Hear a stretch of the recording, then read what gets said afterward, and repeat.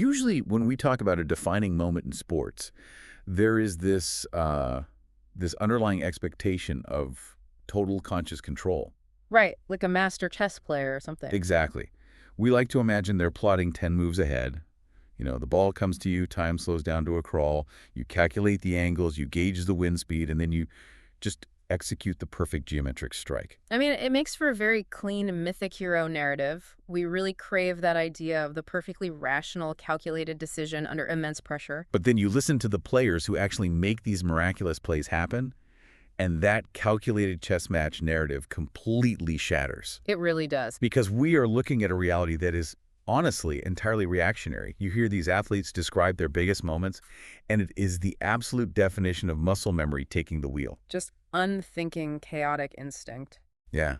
And that tension between the chaotic, split-second instincts of the players on the field and the massive, highly organized storytelling machine that makes the rest of us care about those split seconds is exactly what we are unpacking today. It's a great topic. We are taking you right into the beating heart of the 2026 FIFA World Cup. Which is a fascinating testing ground for this idea, honestly, simply because of the sheer scale of the event this year. Oh, it's massive. We are talking about the largest World Cup in history. 48 teams, 104 matches spread across Canada, Mexico, and the U.S., running all the way until July 19th. Yeah, trying to track the narratives across that many games is just a monumental logistical and cultural undertaking. Absolutely. And to look at how those narratives are built, both organically on the pitch and deliberately off the pitch, we have a fantastic stack of sources today. We really do. We're pulling from pre-match tactical breakdowns, post-match reports, straight out of Arlington, Texas, some incredibly passionate YouTube fan reactions, and direct player interviews. Plus that really interesting pivot into sports media. Right. We're doing a deep dive into the evolution of sports media itself via a recent front office sports interview with award-winning broadcaster Sarah Spain. Let's start with the action on the field, though, specifically that Group F decider in Arlington. Because to understand the mechanics of how a match like this unfolds, you really have to look at the pressure cooker of the group stage stakes. The stakes were incredibly high. Right, so you have Japan entering AT&T Stadium, sitting comfortably on 4 points. They hold all the leverage, needing only a draw to secure their spot in the round of 32. Meanwhile, you have Sweden sitting on 3 points, desperately needing a win to leapfrog Japan. A draw does them absolutely no favors if they want to guarantee their survival. So the tactical dynamic is set before a single ball is even kicked.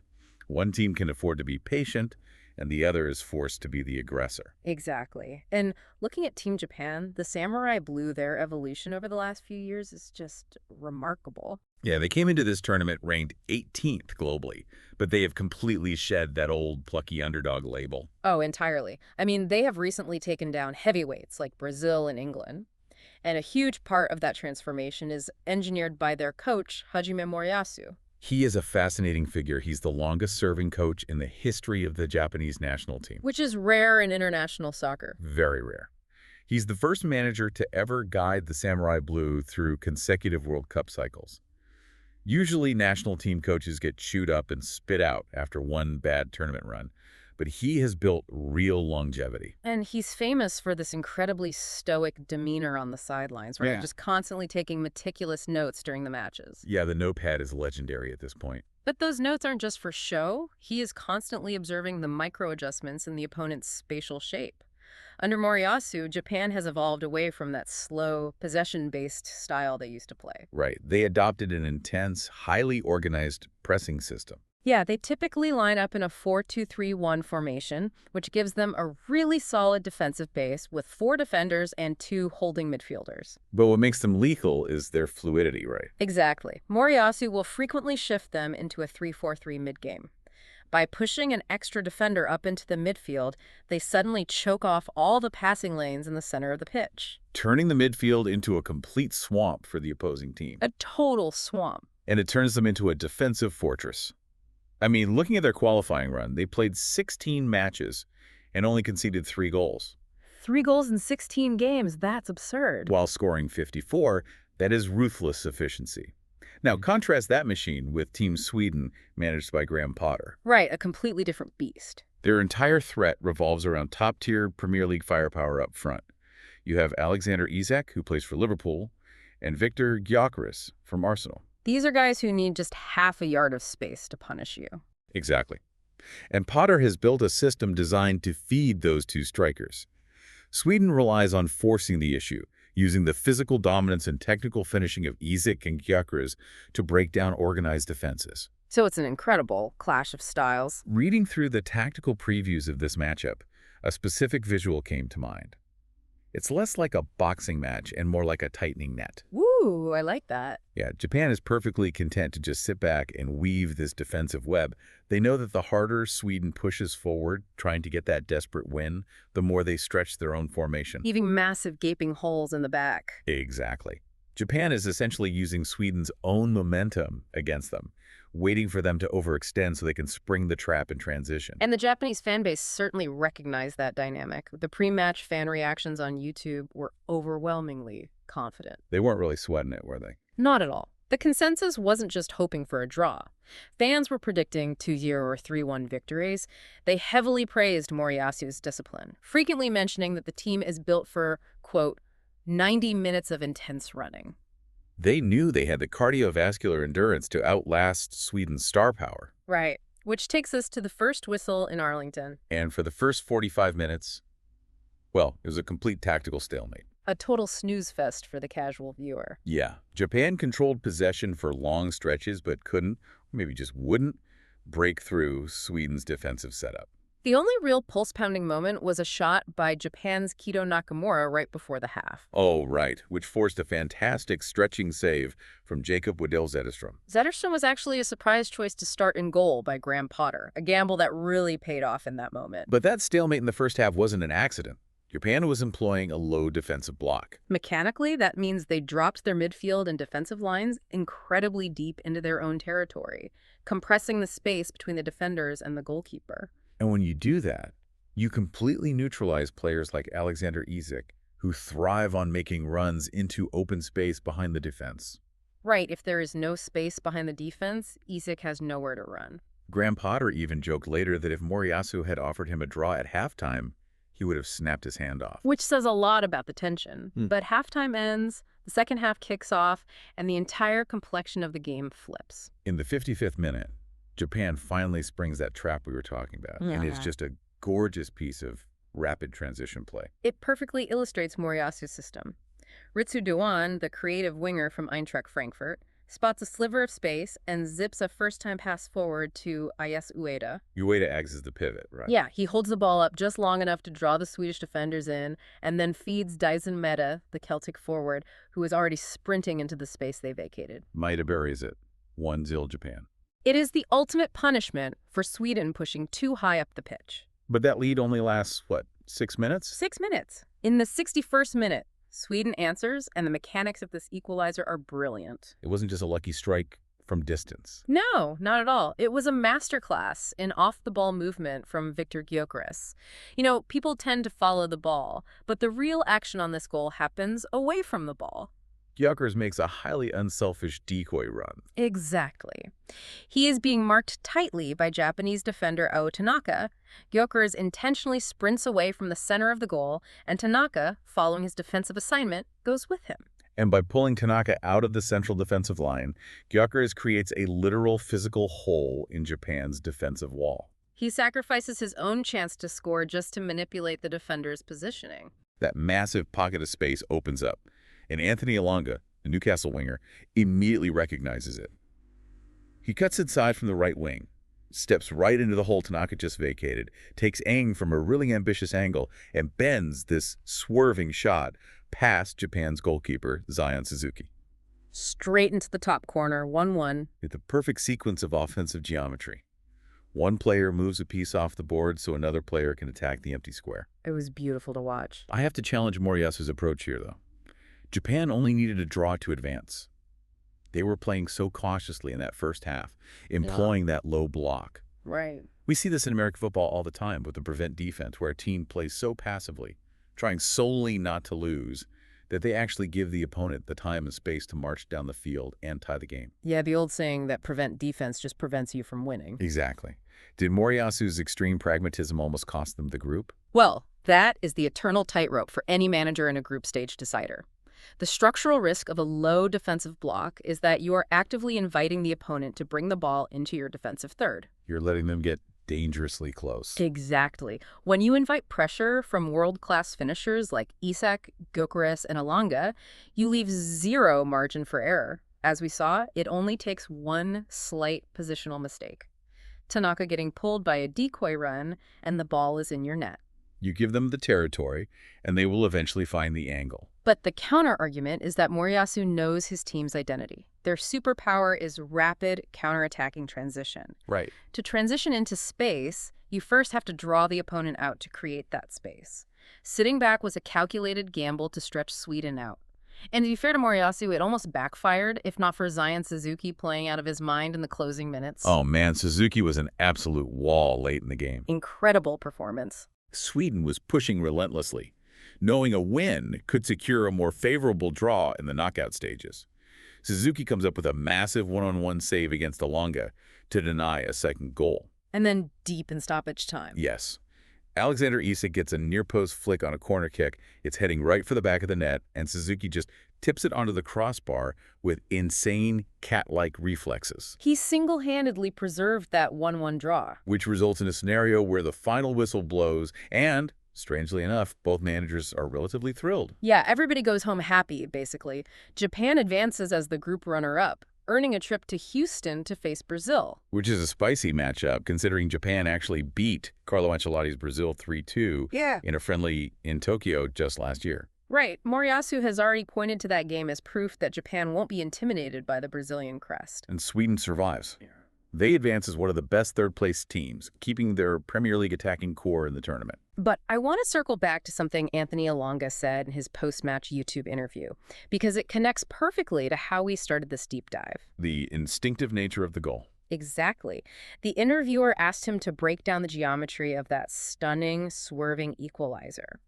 And Elanga completely dismissed the idea of calculation. He said the strike was purely instinctive. He explained that in that moment, he isn't looking at the goalie, he isn't calculating the angle, his mind goes blank, and he just focuses entirely on the physical contact with the ball. It is purely muscle memory, ingrained from striking that exact ball thousands of times in training. So the climax of a massive geopolitical sporting event involving months of tactical preparations, scouting, and systemic design ultimately hinged on a fraction of a second of unthinking human instinct. It's wild to think about. Yet despite that chaotic instinct during the run of play, the scene after the final whistle was remarkably grounded. It was very respectful. Yeah, you had Graham Potter hugging his staff, Moriyasu respectfully acknowledging the Swedish bench. It really highlighted the themes of World Fair Play Day 2026, which was recently promoted by the International Fair Play Committee. That's a great connection. Because beyond the tactics and the instinct, a global tournament of 48 nations only functions without collapsing into chaos because of a baseline of solidarity, honesty, and mutual respect among the competitors. There is a shared understanding of the rules of engagement, both formal and informal. The players rely on instinct to execute the game, and they rely on mutual respect to contain the game.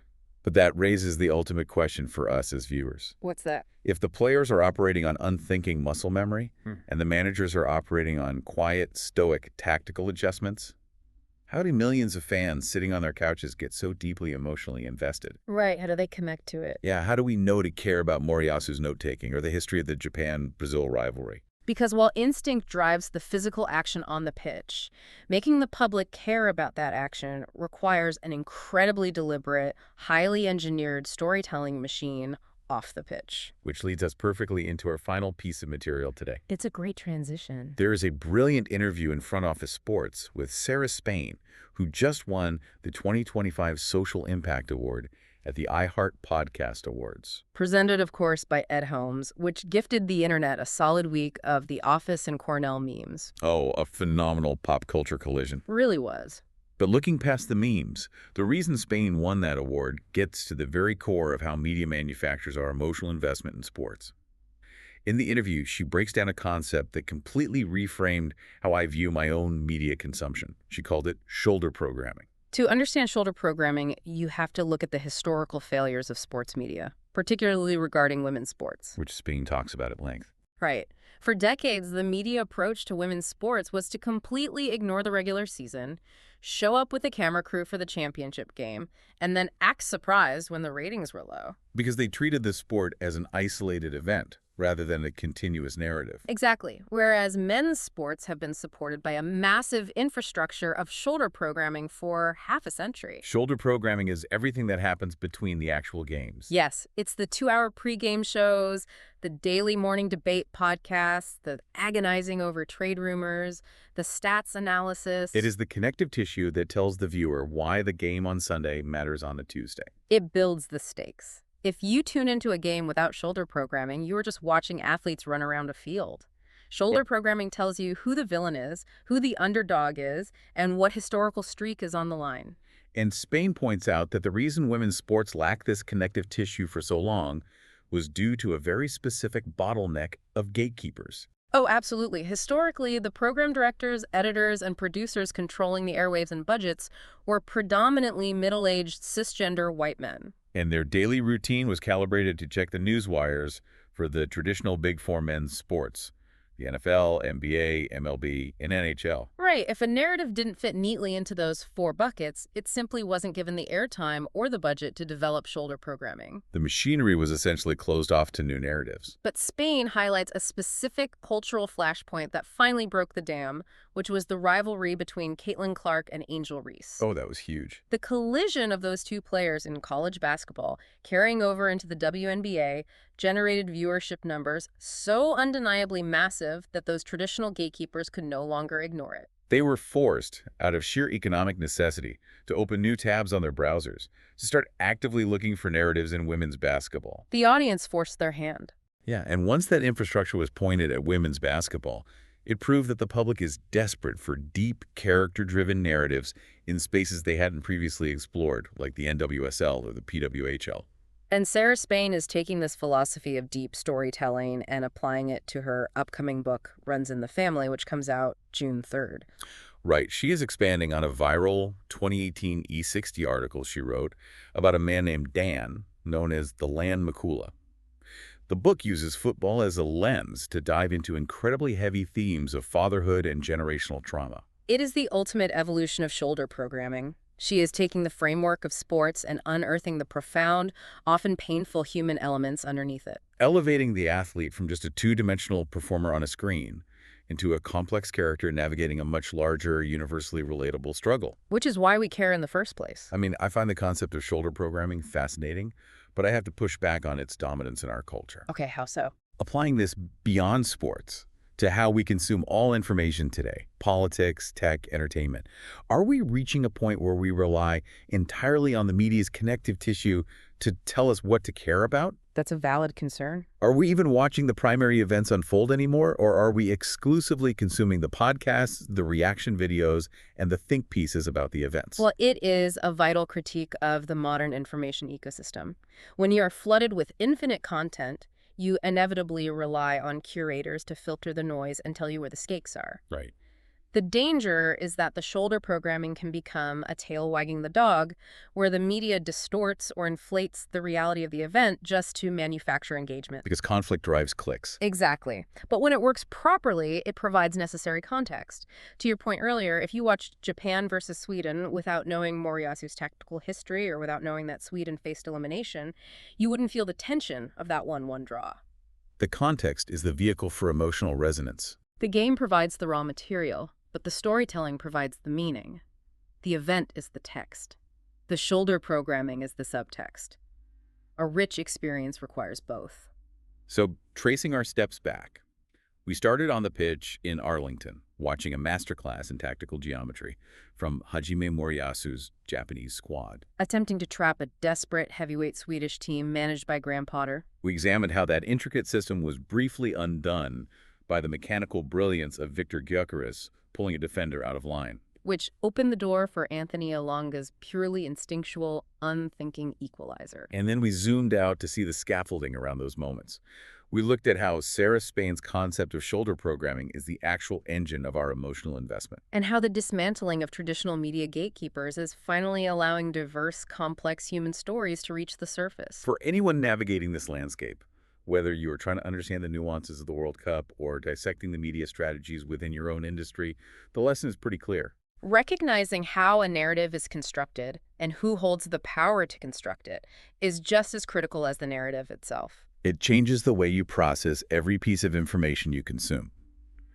Which leaves me with one final thought for you to mull over. Thanks, here. We established that Anthony Elanga's stunning goal was a product of pure muscle memory, a chaotic, instinctive reaction in a fraction of a second. Right. But it takes years of deliberate, calculated shoulder programming by the media for the world to actually care about that fraction of a second. So, zooming all the way out, how much of history is actually made by the people doing the action versus the people controlling the storytelling? That is a question that resonates far beyond the boundaries of a football pitch. Thanks for joining us. We'll catch you on the next Deep Dive.